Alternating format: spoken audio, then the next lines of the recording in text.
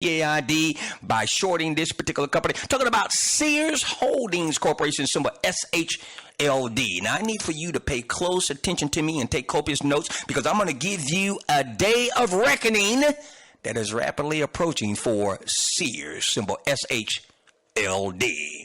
Now, Sears hasn't been easy to own at any point over the past 8 years. But in a month and a half, I said a month and a half, owning Sears stock will become an outright exercise in raw nerve. Now you say, why is that? Well, write this down. Mark it on your calendar.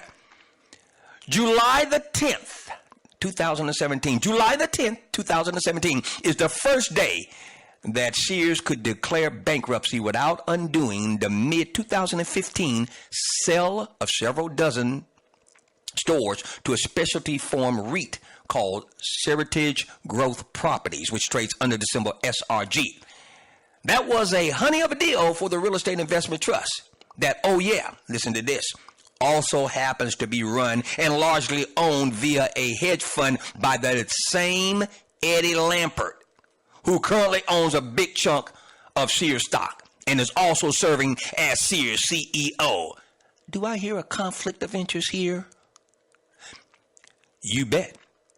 That's not to say Sears will be submitting its Chapter 11 paperwork to a bankruptcy court at 8 a.m. on July the 10th. No, Lampert almost seems to have convinced himself he can still savage the imploding company and will certainly be embroiled by Tuesday morning's news that the maturity date of some $500 million worth of debt coming due in July has been pushed back to the beginning of 2018. And by the way, Sears has also pushed back their obligations on their pension fund to their employees. It is to say, however, that from any point beyond July the 10th, 2017, Sears stockholders shouldn't act too surprised if they see the bankruptcy word in a headline pertaining to Sears. Consider yourself forewarned. Now, the date in question is established in Section 548 of the Federal Bankruptcy Code, which explains, and I quote, "The trustee may avoid any transfer, including any transfer to or for the benefit of any insider under any employment contract, of an interest of the debtor in the property or any obligation, including any obligation to or for the benefit of an insider under any employment contract incurred by the debtor that was made or incurred on or within 2 years before the date of the filing of the petition. If such transfer or obligation was either made with actual intent to hinder, delay, or defraud present or future creditors, or was made for less than reasonable equivalent value, and 1, while the debtor was insolvent or rendered insolvent as a result of the transaction, or 2, left the debtor with an unreasonable small capital, or 3, the debtor intended to incur or believed it would incur debts that would be beyond the debtor's ability to pay such debts when they matured." End quote. The transfer of those 235 store locations to Seritage happened on July the 7th, 2015. The first business day that would fall 2 years after the mark is when? Monday, July the 10th, 2017. Intent, as is the case with much of the law, will be the sticky point. The $2.7 billion deal with Seritage could still only be done if someone was able to prove the whole plan was to shift valuable assets off of Sears' books to prevent them from being claimed by creditors in the event of filing bankruptcy. And that's usually tough to do. In this particular case, Lampert didn't do himself any favors by exercising a controlling interest in the buyer and the seller. Past July 10th, the law shouldn't theoretically matter anymore. Talk about shenanigans. Now, if you think Sears is going to be able to hang on much past that point, you need to think again, okay? And you need to reevaluate and get in another line for the Kool-Aid that you're drinking. The company did just buy itself some time and flexibility Sears was going to have to come up with $500 million it didn't have to pay back the principal on debt coming due in July.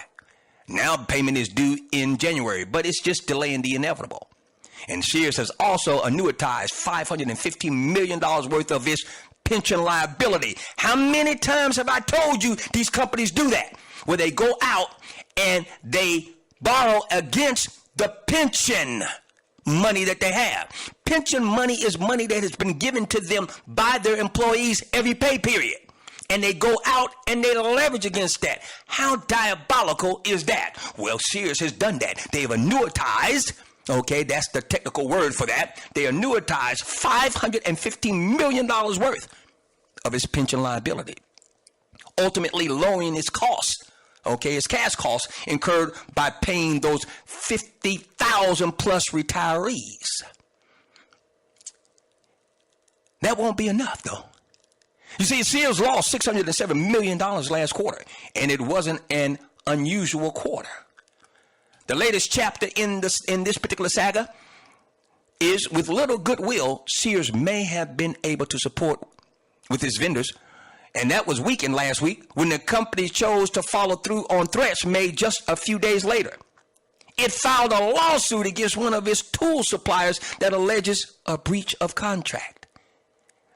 The vendor is known as One World Technologies. And One World Technology is arguably in the wrong in that it didn't want to honor its initial agreement. In light of Sears' recent financial difficulties, the supplier sought to reduce its risk. Okay, should the retailer, talking about Sears, go under? And as they say, a deal is a deal. Well, yeah, to a certain extent. Now, should the worst case scenario materialize, One World Technologies could fight for its share of the company's assets in a bankruptcy court. Good luck. But the suit itself has much bigger damaging consequences than just one soured relationship with a vendor. Other suppliers of Sears merchandise have to be aware that the retailer just turned a partner, one of its suppliers, into an adversary. Not looking to be the next target in the lawsuit, those other vendors may only be willing to work with Sears on very, very restricted terms going forward, which makes sense. Count it as another mortal blow to the dead man walking company, Sears. So family members and listeners alike, July the 10th, 2017 is the proverbial opening of the window for the retailer.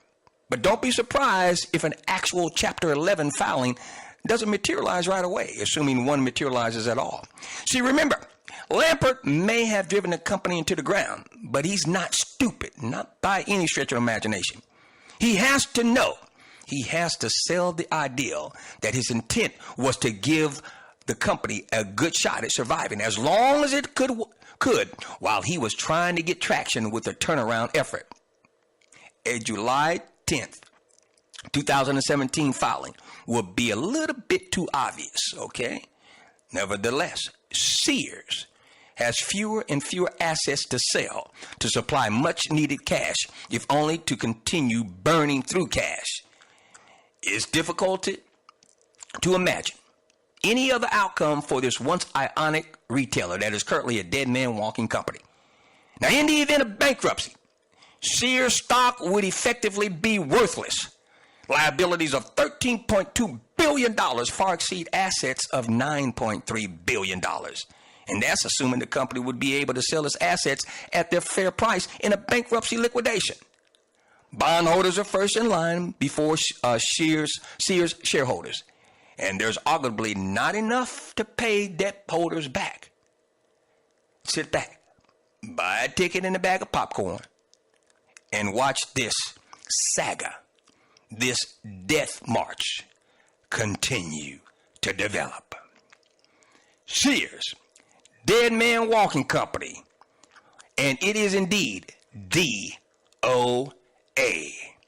They're quickly finding out that in this capitalistic world, it's about one thing, and that is survival of the fittest. Talking to you, Sears, symbol SHLD.